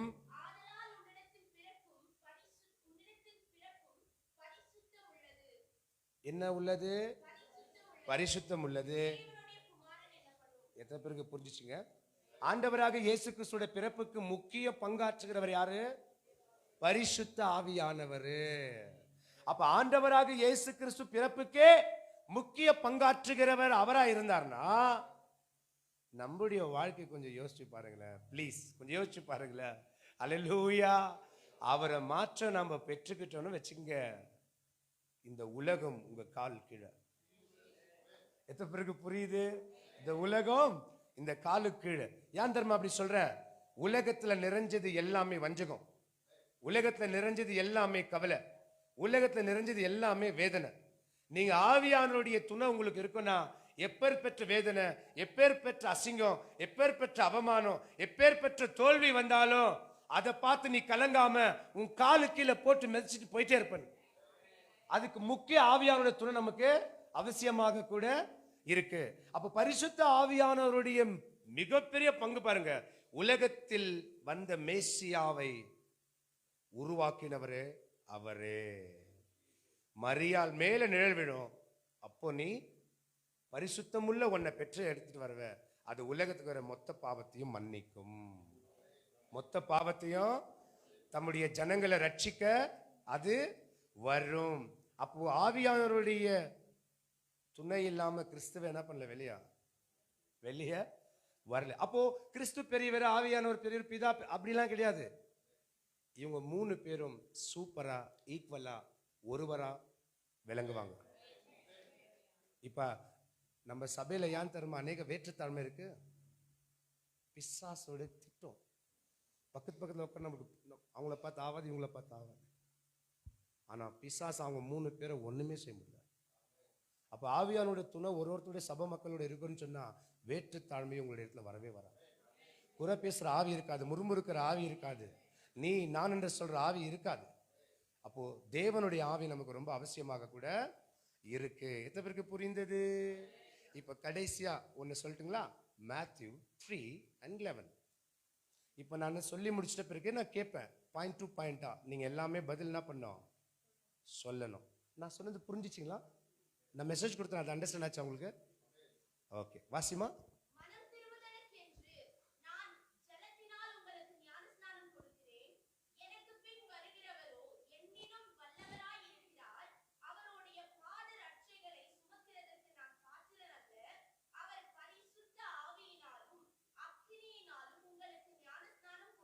இயேசு எதுல ஞானஸ்நானம் கொடுப்பாரா? இப்ப நானும் சுரேஷ் பாஸ்டர் எதுல ஞானஸ்நானம் கொடுப்போம்? தண்ணியில கொடுக்குவோம். அவர் எதுல கொடுக்குறாரா? என்ன உங்களுக்கு புரிஞ்சிச்சு? இதுல ஞானஸ்தானம் பெறது முக்கியம் இல்ல, ஆவியானவரை பெறணும். எத்தனை பேர் கையை தட்டு ஜோரா தட்டுங்க. மிகப்பெரிய விஷயத்தை சொல்லுகிறார் உங்களுக்கு. ஞானஸ்தானம் பெற்றுட்டு அப்படின்னு நான் பெருசா பேசுறதுல நோ. 10 வருஷம் ஆச்சு அதெல்லாம் கிடையாது. ஆவியானவரை பெறணும். கிறிஸ்து ஞானஸ்தானம் எடுத்த பிறகு புறாவை போல பரிசுத்த ஆவியானவர் கீழே வந்தார். அவர் தோல் மேல உட்கார்ந்தாரு. உட்கார்ந்தாரா? ஏன் உட்கார்ந்தாரு சொல்லிட்டா நான் என்னதுக்குன்னு?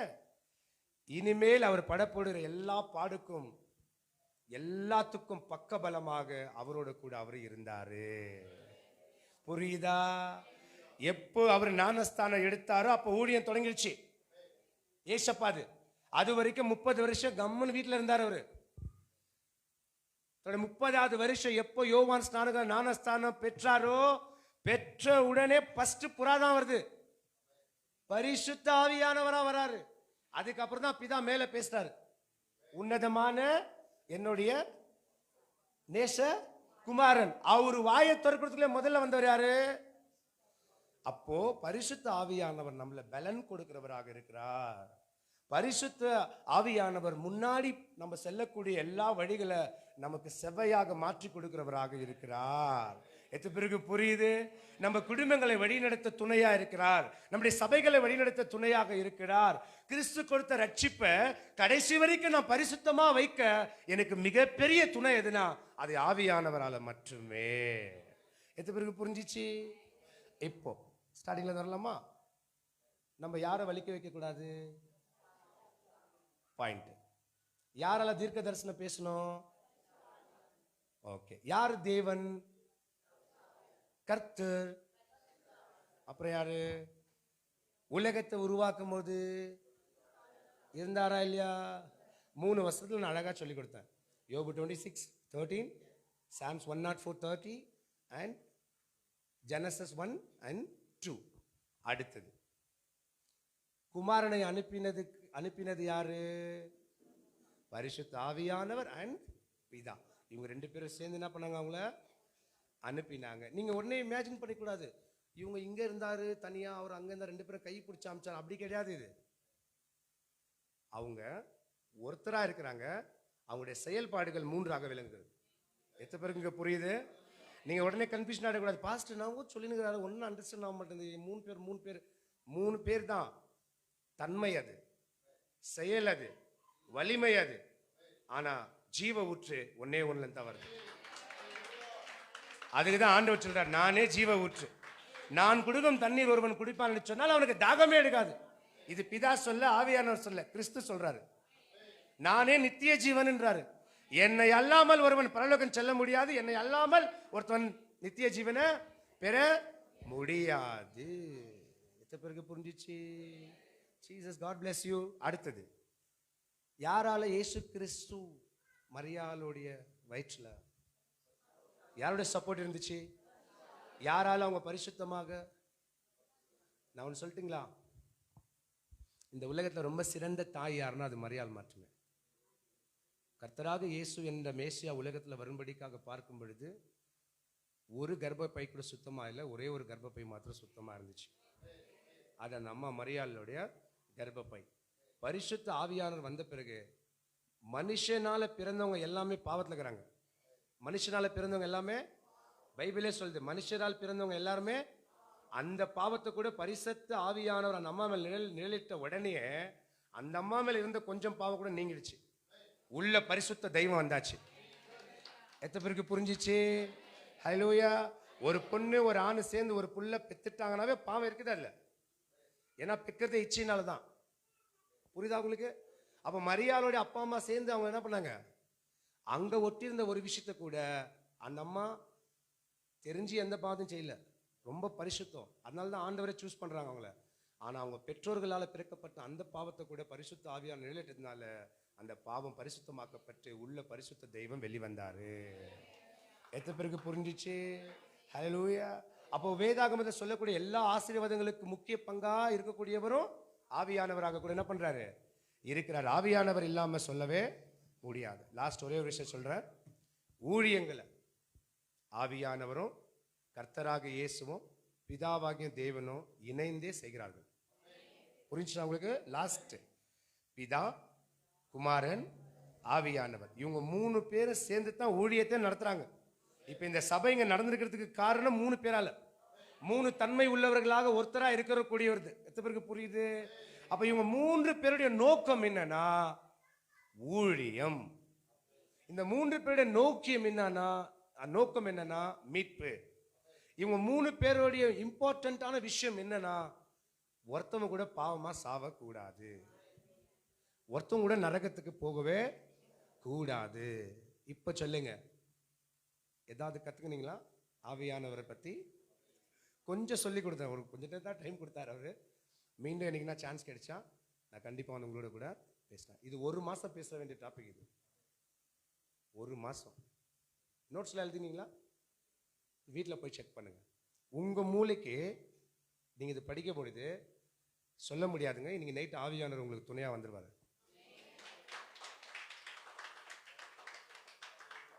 இங்க நான் அவரை குறித்து பேசுறேன்னா பரிசுத்தம் இல்லாம இல்லை பேச முடியாது. இங்கே நான் அவரை குறித்து பேசுகிறேன்னா அவருடைய சித்தம் இல்லாமல் என்னால் பேச முடியாது. நீங்கள் போய் படிங்க வீட்டில் இந்த எல்லா காரியத்தை வச்சு, தேவன் உங்களோட கூட அசைவாடுவார். பிரயோஜனமாக இருந்துச்சா? யாருக்குன்னு தான் டவுட் இருக்கா? என்ன டவுட் இருந்தால் கேட்டிங்கன்னா நான் கிளியர் பண்ணுவேன். இது இப்போ நான் பேசுனேன் இந்த விஷயத்தில். Any doubt? சிங்கிள் சாட்டிஸ்ஃபேக்ஷனா? சமாதானமாக இருந்துச்சா? ஏன்னா சமாதானமாக எங்கே சமாதானம் இருக்குதோ அங்கே இயேசு இருக்கிறான்னு அர்த்தம். நான் கொடுத்த செய்தி உங்க மாற்றுதோ இல்லையோ, அதை கேட்கக்கூடிய சமாதானம் உங்கள்கிட்ட இருந்துட்டாவே இயேசு உங்களோட கூட இருக்கிறாருன்னு அர்த்தம். எத்தனை பேருக்கு புரிஞ்சிச்சு? அப்போ ஒரு ஊழியத்துக்கு ரொம்ப முக்கியம் அவசியம் ஆவியானவர், பிதா, குமாரன். ஒரு சபைக்கு ஆவியானவர், குமார், 3 பேர் வேணும். ஒரு தனிப்பட்ட பர்சனல் லைஃபுக்கு பிதா, ஆவியானவர். இவங்களோட துணை இல்லாமல் நம்ம எதுவுமே செய்ய முடியாது. சரிங்களா? இவங்க 3 பேரும் ஒருத்தர் தான் 3 பேர். இவங்க 3 பேரை யாரும் பிரித்து பேசுகிறாங்களோ அவர்கள் சபிக்கப்பட்டவர்கள். என்னப்பட்டவர்கள்? இவர் தான் அவரு, அவர் தான் இவர் இல்லை, அவர் தான் பெரியவர்னு யார் சொல்கிறாங்களோ சபிக்கப்பட்டவர். ஏன்னா தீமோத்தி புஸ்தகத்தில் எழுதப்பட்ட ஒரு விஷயத்தை தவிர அதிகமாக யாருன்னா எழுதுனீங்கன்னா, குறைச்சிங்கன்னா நீங்கள் சபிக்கப்பட்டவங்க. சரிங்களா? கண்ணை மூடலாமல் ஒரு சின்ன ப்ரேயர் பண்ணிடுறேன். எனக்கு கொடுத்த இந்த அன்பின் அவரை பற்றி பேசக்கூடிய ஒரு எனக்கு ரொம்ப வெரி ஹாப்பி. பாஸ்டர் எனக்கு இந்த விஷயம் சொன்ன உடனே செம்ம ஹாப்பி. எனக்கு ஹோலி ஸ்பிரிட்டை பற்றி பேச எனக்கு ஒரு அரிய வாய்ப்பு. இது எனக்கு தேவன் தான் அவரை பேசினான்னு நம்புறேன். ஏன்னா எனக்கு ரொம்ப பிடிக்கும் அவரை. அவர் வேற மாதிரி. அவர் மதுரம் தேன் வேற மாதிரி. அவரை ருசி பார்க்கணும். அவரை எனக்கு இந்த அழகா இந்த டாபிக் பாஸ்டர் கொடுத்தாருன்னு நான் நம்பல, பாஸ்டர் மூலியமா ஆண்டவர் கொடுத்தாருன்னு நம்புறேன். சரிங்களா? இந்த டாபிக்கை கேட்கறதுக்கே ஒரு 20 கிலோமீட்டர் தூரம் 2 பேர் வந்துக்கிறாங்க. 20 கிலோமீட்டர் தூரம் இந்த டாபிக் இதை கேட்கறதுக்கு. அப்போ யோசிச்சு பாருங்க எவ்வளோ முக்கியமான டாபிக் எனக்கு ஆண்டவர் கொடுத்துரு. இந்த சபை நிச்சயமா ஆண்டவர் ஆசீர்வதிப்பாராங்க. கண்களை மூடி. தூக்கி எறியப்பட்ட என்னை வேண்டுமென்று சொல்லி சேர்த்து கொண்ட நல்ல நேசரே. எழுந்து நின்று. தூக்கி எறியப்பட்ட என்னை வேண்டுமென்று சொல்லி சேர்த்து கொண்ட நல்ல நேசரே, அழகான கண்கள் என்னை கண்டதாலே முடிந்ததென்று நினைத்த நான். இன்னைக்கு நான் நினைச்ச ஆண்டவரே தப்பு நீங்க உணர்த்துனீங்க. கண்கள் என்னை கண்டதாலே முடிந்ததென்று நினைத்த நான் ஒன்றுமில்லாத உம் காருண்யத்தாலே உயர்த்தி வைத்த நல்ல நேசரே, இல்லாத என்னை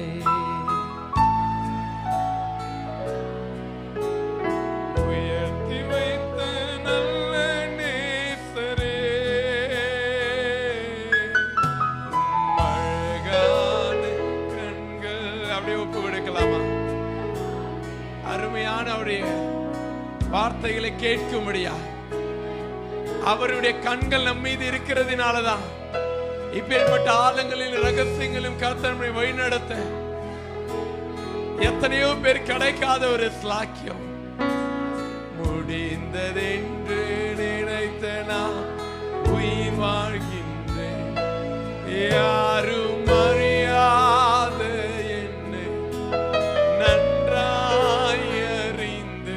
அவர் அறிந்ததினாலதான் என் பிள்ளைகளுக்கு என்ன தேவை, என் தேவனுடைய சபைக்கு என்ன தேவை என்று அவர் அறிந்ததினாலதான் அறியாத என்னை நன்றாய் கடைசி நாட்களில் ஒவ்வொரு தேவனுடைய பிள்ளைகளுக்கு அவசியமானது.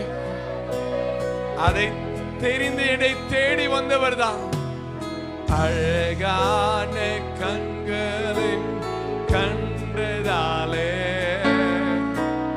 முடிந்ததென்று எல்லாரும் உள்ளத்தின் ஆழத்திலிருந்து எத்தனை பேருக்கு இந்த வசனம் தெளிவாய் புரிந்தது என்று. ஆனால் அத்தனை ஆழங்களை கர்த்தர் பேசினார். அவர் எந்த இடத்துல நீங்க ஒதுக்கி வைக்கவே முடியாது, எந்த விஷயத்திலே ஒதுக்கி வைக்கவே முடியாது. ஆவியானவர் இல்லாத ஒரு இடத்துல உங்களால என்னால வாழ முடியாது. முடிந்ததென்று நினைத்த நான் உயிர் வாழ்கின்றேன். அழகான எல்லாரும் ஒப்பு எடுக்க போகிறோம். இன்னைக்கு ஒரு தீர்மானத்தோடு போங்க. எத்தனையோ நேரத்தில் இந்த ஆவியானவர் துக்கப்படுத்தின, இந்த ஆவியானவர் அவசியமா இல்லையா என்று ஒரு கேள்விக்குறியோடு இருந்த. ஆனால் எத்தனை சத்தியங்களோடு கர்த்தர் இந்த நாள்ல எங்கள் மத்தியில தெளிவாய் இடைப்பட்டீர. ஆவியானவருடைய மகத்துவத்தை அறிய கிருபை செய்தீர. ஆவியானவரை வாஞ்சிங்க. அவரே சொல்லுகிறார், ஆண்டவரே ஆண்டவர் என்று கூப்பிடுகிற எல்லாருமே ரட்சிக்கப்பட முடியாது. ஏன்னா அதுக்கு மேல் ஒரு அவசியமான ஒரு தேவை உண்டு.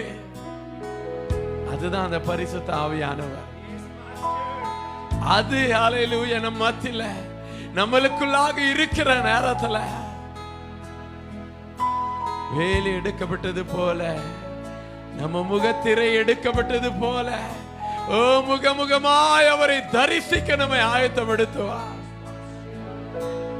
ஆவியானவரால் நிரப்பப்பட்ட மோசேயுடைய முகத்தையே ஜனங்களால பார்க்க முடியல, மறைந்து கொண்டாங்க.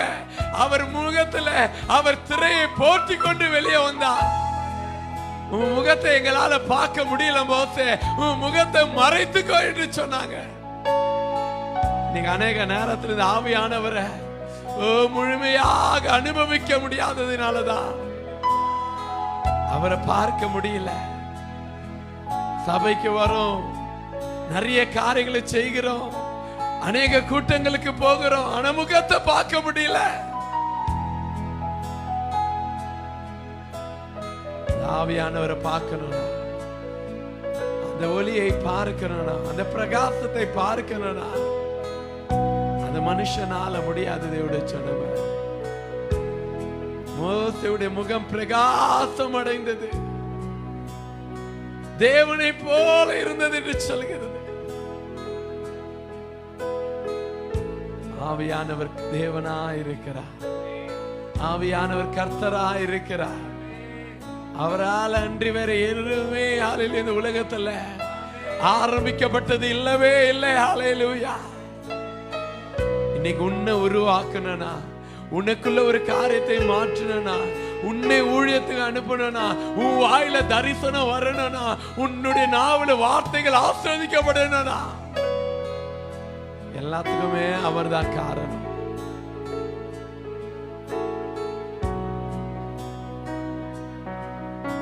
Oh, thank you, Jesus.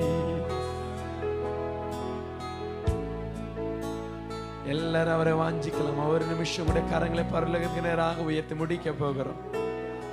ஆனா வந்துட்டு அப்படியே போகாதீங்க. கேட்ட ஒவ்வொரு வார்த்தையும் அவர் மீது இன்னும் ஆசையும் தாகத்தையும் இன்னும் அவர் மீது இருக்கிறதான ஒரு ஏக்கத்தையும் கொடுக்கத்தக்கதாக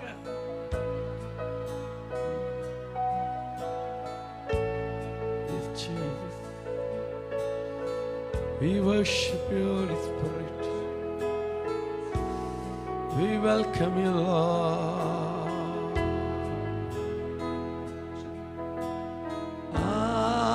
Aviye, Aviye, Mariyaga பொழியு.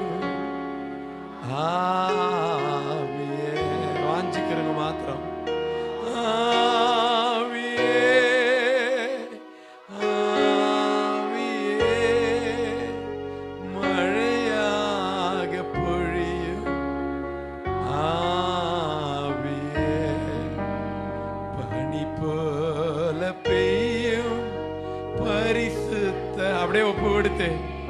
இந்த ஆராதனை முடிக்க போகிறோம்.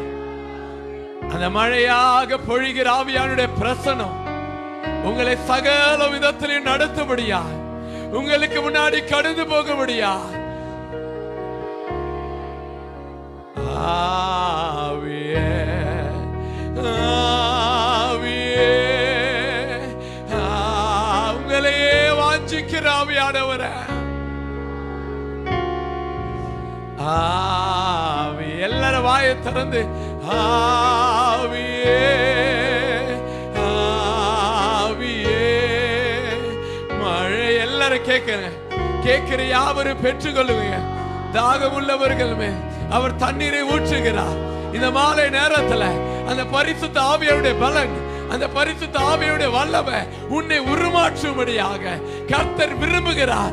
இந்த நாளில வாஞ்சி தேவ சபையே, ஆவியே ஆவியே மழையாக பொழியும் ஆவியே, வெண்மையானவரே,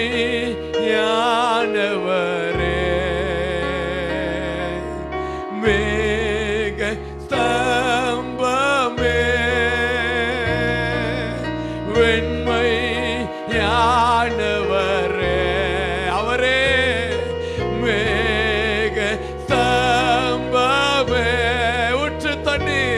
ஊற்று தண்ணீர் ஜீவநாதி, ஊற்று தண்ணீர் ஜீவநாதி, ஆனந்த தைலம். கர்த்தருடைய ஆவியானவர் எங்கு உண்டோ அங்க விடுதலை உண்டு. கர்த்தருடைய ஆவியானவர் எங்கு உண்டோ அங்க ஒரு அசைவாடுதல் உண்டு. கர்த்தருடைய ஆவியானவர் எங்கு உண்டோ அங்க ஒரு மாற்றம் உண்டு. ஆவியே ஆவியே மழையாக பொழியும். எல்லாரும் பாடலாமா வாய்களை திறந்து, ஆவியே. Oh yes Jesus, His Holy Spirit. எல்லாரும் இருதயத்தின் ஆழத்திலிருந்து ஆவியானவரை வாஞ்சிக்கிறங்க. நல்ல வாயை திறந்து சத்தத்தை உயர்த்தி, இந்த இடத்துல இருந்து நான் வெறுமையாய் போக கூடாது.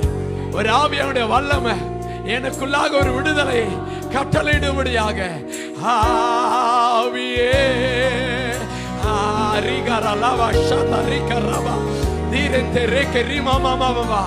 எத்தனையோ நாட்கள்ல ஆவியானவர் இல்லாதபடிக்கு வெறுமை அந்த வாழ்க்கை இன்னைக்கு மாற போகிறது. ஆவியானவரை மறந்து இருந்த வாழ்க்கை இன்னைக்கு மாற போகிறது. ஆவியானவரை குறித்து உணர்வில்லாத வாழ்க்கை இன்னைக்கு மாற போகிறது. சுத்தம் இல்லாத வாழ்க்கை இன்னைக்கு மாற போகிறது. ஓ, விடுதலை இல்லாத வாழ்க்கை இன்னைக்கு மாற போகிறது. மழையாக பொழியும் ஆவி, ஓ உள்ளத்தினால திறந்து ஆவியே. ஒரு அசைவாடுதலின் வல்லமை கேட்ட ஒவ்வொரு வார்த்தையும் உனக்குள்ள ஜீவனை உருமிக்கப்படுத்திக் கொண்டிருக்கிறது. ஆவியே, Holy Spirit, we welcome you. Let your anointing fill your people right now. Let them இருதயத்தின் ஆழத்திலிருந்து let each and everyone be filled by Holy Spirit. அப்படியே அந்நிய பாஷையில பேசுகிறங்க. ஆவியானவரை வாஞ்சிக்கிறங்க. ஆவியானவரை விரும்புகிறங்க. இந்த வேளையில வாஞ்சிங்க. கர்த்தர் நிரப்ப விரும்புகிறார். கர்த்தர் உங்க நாவுகளை தொட விரும்புகிறார். ஓ, தாவீதுடைய வார்த்தைகள் கர்த்தருடைய வார்த்தையா அவருடைய ஆவியினால மாற்றப்பட்டது. கர்த்தர் தீர்க்க தரிசனம் உள்ள நாவுகளை ஆவியினால நிரப்புகிறார். வார்த்தையினால இந்த மாலை நேரத்துல ஒரு வித்தியாசத்தை கர்த்தர் உனக்குள்ள விதைக்கிறார். கரங்களை தட்டி பெற்றுக்கொள்ளுங்க, பெற்றுக்கொள்ளுங்க. ஆவியானவர் நிரப்ப ஓ பெற்றுக்கொள்ளுங்க. ரிதாரா கலாபா ரிகரலாமா ஷெதே ரிகரபாபாபாபாபா இயேசுவின் நாமத்தினால் ஆவியானவரே, ஆவியானவரே உங்களை விரும்புகிறப்பா, உங்களை விரும்புகிறப்பா, உங்களிடத்தில் அர்ப்பணிக்கிறேன்.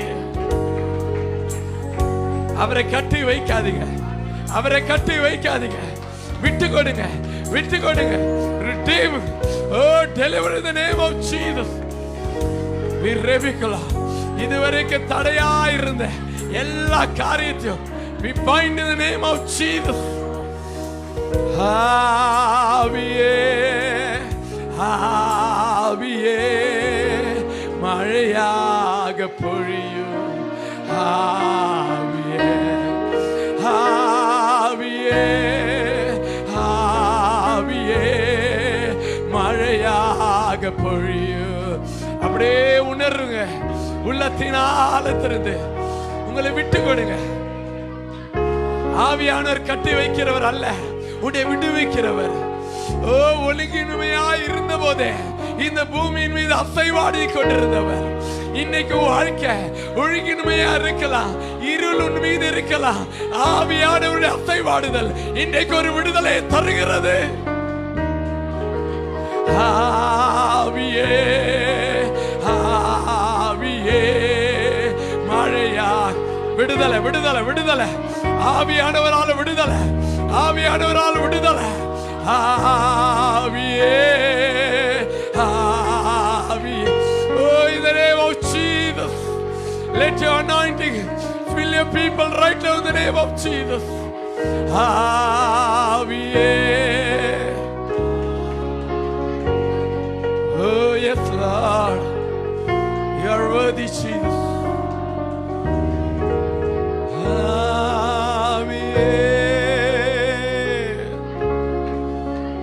யாரும் வெறுமையை போக ஆண்டவர் உங்களை கொண்டு வரல.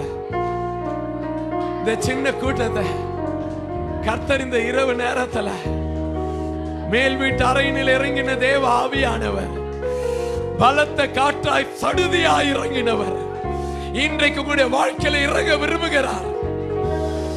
தேவ ஆவியானவர் உங்கள் மீது வந்த பிறகு நீங்க எருசலேமிலிருந்து போக என்று சொன்னவர். அந்த ஆவியானவர் இன்றைக்கு உங்களை விட்டு உங்கள் மீது இறங்கின போது இந்த இடத்தை விட்டு போகிறதுக்கு முன்னாடி அந்த பலத்த ஆவியானவர் உங்கள் மீது இறங்க விரும்புகிறார். பெற்றுக்கொள்ளுங்க. யாரெல்லாம் இந்த இடத்தை விட்டு இன்னைக்கு ஒரு பலத்தோடு போகணும், ஒரு விடுதலையோடு போகணும், கர்த்தருக்காக எழுமணும் என்று நினைக்கிறீங்களா?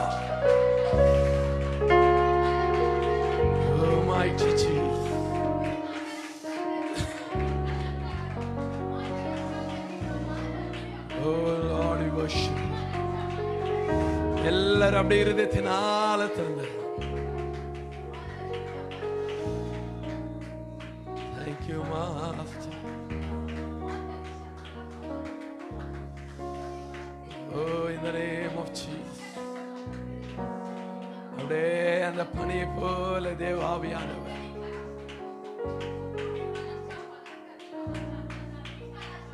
எல்லாத்திலும் அவருடைய பங்கு இருக்கிறது. இடம் கொடுங்க ஆவியானவருக்கு. இன்னைக்கு ஏன் அநேக காரியத்துல விடுதலை பார்க்க முடியல? அவருக்கு இடம் கொடுக்காததினால. நம்ம கேட்ட ஒவ்வொரு வார்த்தையும் அவருடைய பங்கு இல்லாம எதுவுமே இல்லை. இன்னைக்கு உனக்கு ஆசீர்வாதமா அவருடைய பங்கு, சுகமா அவருடைய பங்கு, விடுதலையா அவருடைய பங்கு, ஒரு உருமாற்றுதலா அவருடைய பங்கு. இன்னைக்கு எந்த விடுதலைக்காக நீ தேடி வந்திருக்கிறாயோ அந்த காரியத்தில் அவருக்கு இடம் கொடு. தேவ சபைய எந்த காரியத்துல விடுதலை பெற முடியாம இதுவரைக்கும் கட்டி இருக்கிறதோ அவருக்கு இடம் கொடு. அவர் வழியை ஆயத்தம் பண்ணுகிறார், அவர் செம்மைப்படுத்துகிறார். இடது புறமும் வலது புறம் சாயாதபடிக்கு வழி இதுவே என்று போதிக்கிறார். Oh Holy Spirit, we need you Lord.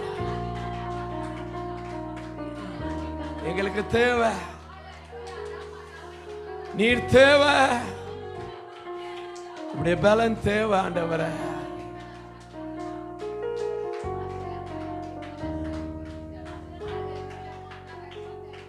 தடுமாறிக்கொண்டிருந்த பேதுருக்கு இந்த ஆவியானவர் தேவைப்பட்டார். எழும்பி பலப்பட்டு நிற்கிறதற்காக. இன்னைக்கு நீ நிற்கிறதற்காக இந்த ஆவியானவர் உனக்கு அவசியம் மகளே, மகளே.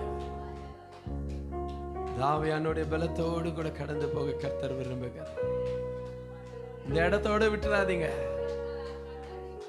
வீடுகளுக்கு போன பிறகு கூட ஆவியானவருக்கு எந்த காரியங்கள் இடம் கொடுக்கிறதுக்கு உங்கள் மத்தியில பேசி இந்த இரவு நேரத்தில் உணர்த்தினாரோ அத்தனை காரியத்தில் இந்த ஆவியானவருக்கு இடம் கொடுத்து ஒரு விடுதலையோடு கூட ஜீசஸ்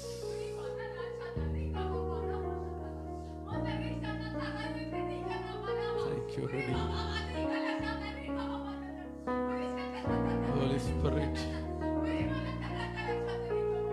strengthen us. பலப்படுத்துங்க, பலப்படுத்துங்க. அப்படியே நம்ம இருதயங்களை தாழ்த்தி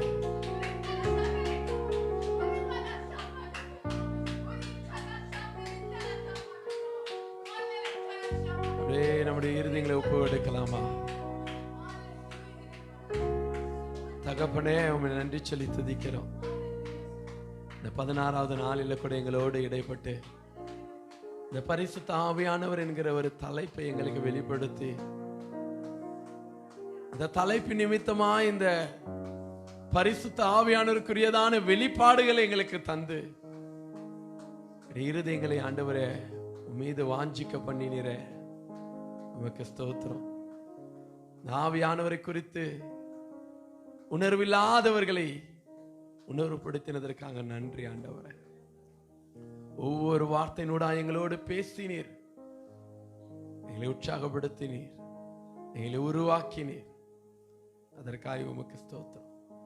இந்த நாளில் உடைய வார்த்தைகளை கொண்டு என் மத்தியில் ஊழியத்தை செய்த உடைய ஊழியருக்காய் ஜெபிக்கிறோம் ஆண்டவரே. உடைய கிருபைக்காய், உடைய வெளிப்பாடுகளுக்காய் நன்றி. மகனை கொண்டு அநேக ரகசியங்களை நீர் பேசினதற்காய் நன்றி. மனுஷன் அல்ல, மகன் அல்ல, அப்படியே நாவோடு நாவாயிருந்து நீர் பேசினீர் என்று நாங்கள் விசுவாசிக்கிறோம். அதனால சபைக்கு ஒரு ஆசீர்வாதமாய், வந்த பிள்ளைகளுக்கு ஒரு ஆசீர்வாதமாய், ஆண்டவரே மகனுக்கும் சபை ஒரு ஆசீர்வாதமாய் கர்த்தர் இந்த நாளில் நடத்தினதற்காக நன்றி. எங்களுடையது ஒன்றுமில்லப்பா, அப்பிரயோஜனமான ஊழியக்காரராகிய நாங்கள் செய்ய வேண்டிய எங்களுடைய கடமைகளை மாத்திரம் செய்தோம் என்று சொல்லி நாமத்தை மையப்படுத்துகிறோம். இதை கேட்டவுடைய பிள்ளைகள் இந்த நாளிலிருந்து ஆவியானவர் இன்னும் அதிகமாய் வாஞ்சிக்க, இன்னும் இந்த ஆவியானவரோடு கூட நெருங்க என் தேவன் நீங்க கிருபை செய்யுங்க. நாம மையப்படட்டும். 16 நாட்கள் நடத்தின தேவன் மீதி இருக்கிற நாட்களையும் கர்த்தர் நீர் ஆசீர்வதித்து தருவீராக. எல்லாவற்றும் கரத்தில் ஒப்பு கொடுத்து ஜெபிக்கிறோம். இயேசுவின் நாமத்தினால் கேட்டுக்கொள்கிறோம் பிதாவே, ஆமென். நம் கர்த்தராகிய தேவனுடைய கிருபையும் பிதாவாகிய தேவனுடைய அன்பும் பரிசுத்த ஆவியானுடைய அந்நியும் ஐக்கியமும் சமாதான சந்தோஷம் இன்றும் என்றும் கர்த்தர் வரும் நாள் மட்டுமாய் நம் அனைவரும் இந்த பரிசுத்த ஆவியானவரை வாஞ்சிப்போமாக. ஆமென். என் ஆத்மாவே கர்த்தரை ஸ்தோத்திரி, என் முழுமே பரிசுத்த நாமத்தை ஸ்தோத்திரி. என் ஆத்மாவே கர்த்தரை ஸ்தோத்திரி, கர்த்தர் செய்த சகல உபகாரங்களை என்றென்றைக்கும் மறவாதே.